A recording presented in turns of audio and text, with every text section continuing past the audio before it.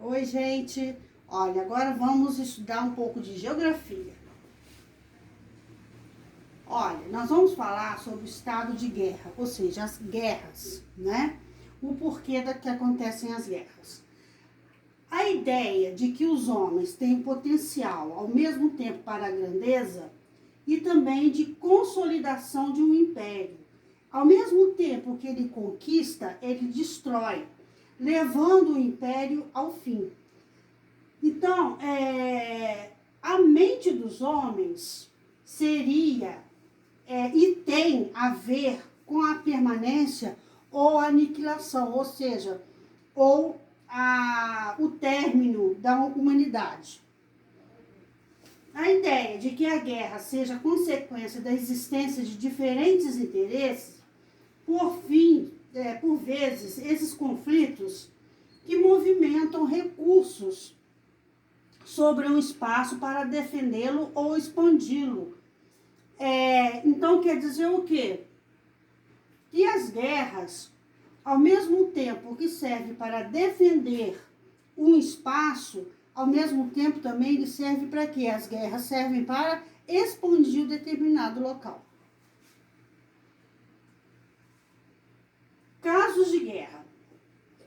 A guerra não é algo novo. A guerra sempre fez parte da história.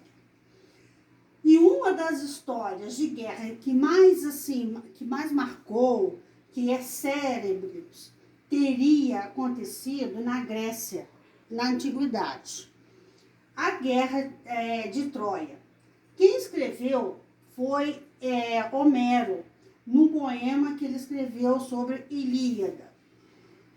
O que aconteceu nessa guerra? Os helenos, que viviam na região onde hoje é a Grécia, foi invadida, eles invadiram Troia, na região que hoje é Turquia.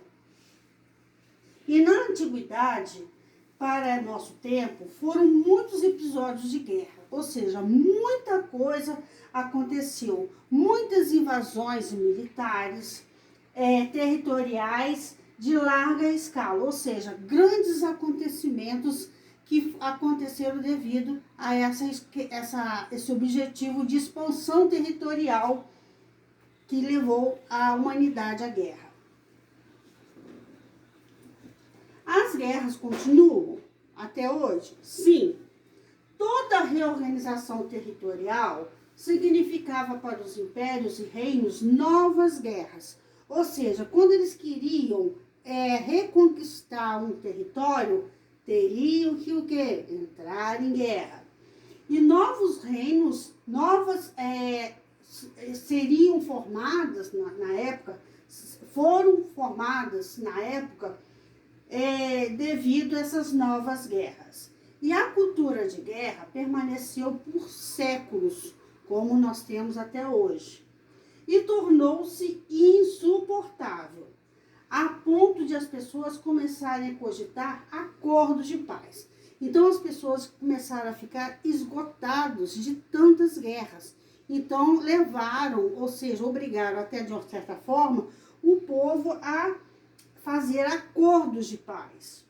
Após um conflito entre reinos europeus, que foi chamado de Guerra dos 30 Anos, os reis, então, envolvidos, eles fizeram um acordo de paz, chamado a Paz de Westfália.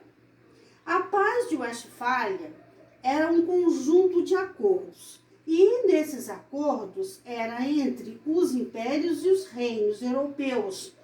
E nesse acordo eles reconheciam diferentes espaços vitais e modo de vida defendidos por uma organização social e política, quer dizer, o Estado.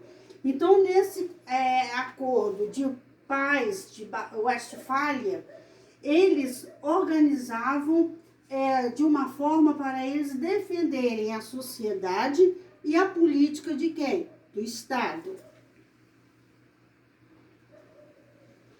E a cultura de guerra tinha raízes profundas. Povos que queriam consolidar-se como estados independentes, então, como isso lá das civilizações, os sérvios, croatas e os búlgaros, eles recorriam à guerra. Essa guerra eles queriam reconquistar novos territórios e consolidar esses territórios em estados independentes. E os países da Europa, eles não lutavam apenas para conquistar territórios. Eles também tinham perdido nos históricos confrontos que aconteceram entre eles, como é o caso da guerra entre a França e a Alemanha, que nós vamos ver que é a Primeira Guerra Mundial.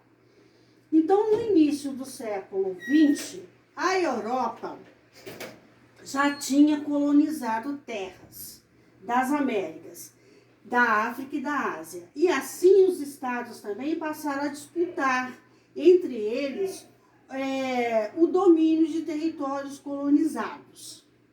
Em 1914, então, aconteceu a Primeira Guerra Mundial entre França e Alemanha, que durou até 1918, ou seja, foram 4 anos de guerra. 14 pontos de Wilson. O que é isso? No fim da Primeira Guerra Mundial, o presidente americano chamado Wilson, ele era o presidente na época, ele cogitou em uma das mesas de negociação o fim desse conflito, o fim da Primeira Guerra Mundial. E uma paz seria uma paz sem vencedores, não teve vencedor. Nos termos do documento que recebeu esse nome, 14 pontos de Wilson. Era um acordo em que eles queriam pôr fim à guerra, ou seja, e sem vencedores. Então, no Palácio de Versalhes, na França, eles fizeram uma reunião. E nessa reunião, os países europeus, eles elaboraram um documento, um tratado, colocando fim à Primeira Guerra Mundial. Na Alemanha, teve de ceder. O que aconteceu nesse tratado? A Alemanha teve de ceder à França a posse das minas de carvão localizadas na bacia do Sarre, porque tinha destruído minas de carvão ao norte da França. Então, a Alemanha teve que ceder essas minas porque a Alemanha tinha destruído as minas no norte da França. Então, a Alemanha perdeu essa área para a França. E por outros prejuízos de guerra, a Alemanha ainda perdeu territórios a oeste do rio Reno, que era uma área importante para a Alemanha. Então, a Alemanha ela acabou sendo prejudicada no final da Primeira Guerra Mundial. O Tratado de Versalhes e a Segunda Guerra Mundial. Então, foi nesse Tratado de Versalhes que pôs fim à Primeira Guerra Mundial, onde a Alemanha teve que entregar essas áreas para a França. E o Tratado de Versalhes e a Segunda Guerra Mundial? Qual era a relação entre esses dois acontecimentos?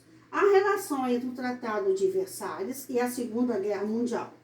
Pode-se dizer que as punições impostas à Alemanha, naquela onde a Alemanha tinha que entregar as áreas à França, pelo Tratado de Versalhes, contribuíram para a ocorrência da Segunda Guerra Mundial. Ou seja, a Alemanha não ia concordar com aquele acordo.